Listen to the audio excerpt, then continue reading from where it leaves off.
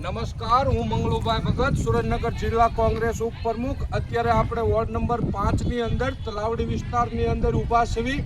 લગભગ નગરપાલિકાની ચૂંટણી પૂર્વે હું આ ટાંકાનો એક વખત વિડીયો લઈ ગયો હતો, પણ આ ટાંકો લગભગ આજ 12 થી 15 વર્ષ થવા છતાં નર્મદાના નીરની વાટે બેઠો હોય એવું દેખાય છે.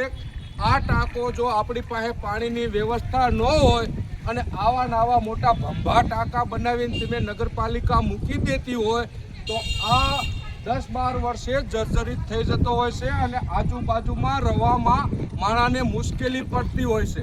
તો આ ગમે ત્યારે પડી જાય, આને પાણી રહે તો જ આ હારો રહે એવું કહેવાનું છે કે આ 12 વર્ષ પહેલાં ટાંકો બન્યો છે.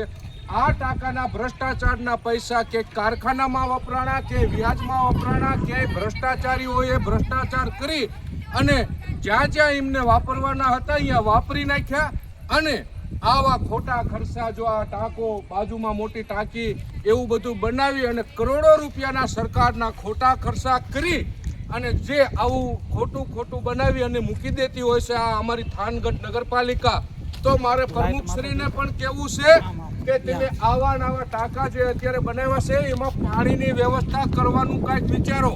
જો પાણી વગરના ટાંકા રહેશે તો એ જર્જરિત થઈ અને આજુબાજુમાં ક્યાંય પડશે તો જાનહાનિ થશે તો થાનગઢ નગરપાલિકાની જવાબદારી રહેશે. એમાં કોઈ મરશે લાગશે તો શું થશે? તો કહેવાનું છે આ ટાંકો કેટલા વર્ષ પહેલા ભેલું બન્યો છે? 12 વર્ષ પહેલા બન્યો છે.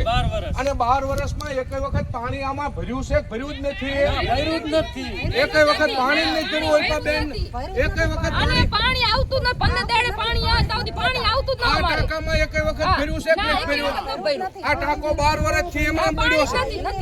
12 વર્ષથી એમાં ખાલી 12 વર્ષથી જો ટાંકો ખાલી રહેતો હોય અને આવા ખોટા કરોડો રૂપિયાના ખર્ચા કરીને નગરપાલિકા મોટા થોથા બનાવીને મૂકી દે અને ગામની જનતાને જો અત્યારે 15-20 દિવસે જો પાણી આપવાનું થતું હોય તો એવી રીતે આ નગરપાલિકાને તમે આવતી ચૂંટણીમાં ઓળખી જાજો. હું મારા સ્વાર્થ માટે થઈને અત્યારે નથી આવતો, હું ગામની જનતાના દુઃખમાં દુઃખી થવા આવું છું. અત્યારે ચૂંટણીને 4 વર્ષની વાર છે અને ગામની જનતા જ્યાં જ્યાં પીડાતી હોય અહીંયા મંગલુ ભગતને યાદ કરજો. હું તમારી સાથે તમારા દુઃખમાં હાજર રહીશ. અને આવડાની જે અવડે આખ્યું ગઈ છે એને આ ગામની જનતા આવતી ચૂંટણીની અંદર સબક શીખાવશે. આ કેટલા વર્ષથી પેલું ટાંકો પડ્યો છે? 12 વર્ષથી પડ્યો છે.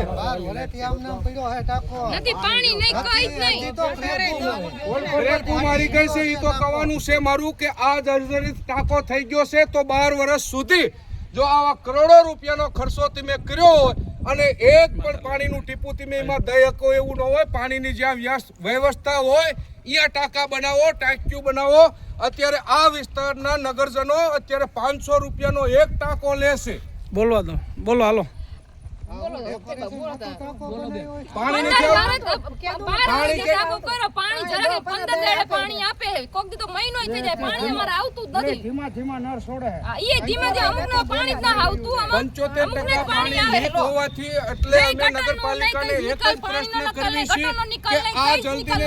આ ટાંકાની અંદર પાણી આપો એવી આ નગરજનોની માંગણી છે.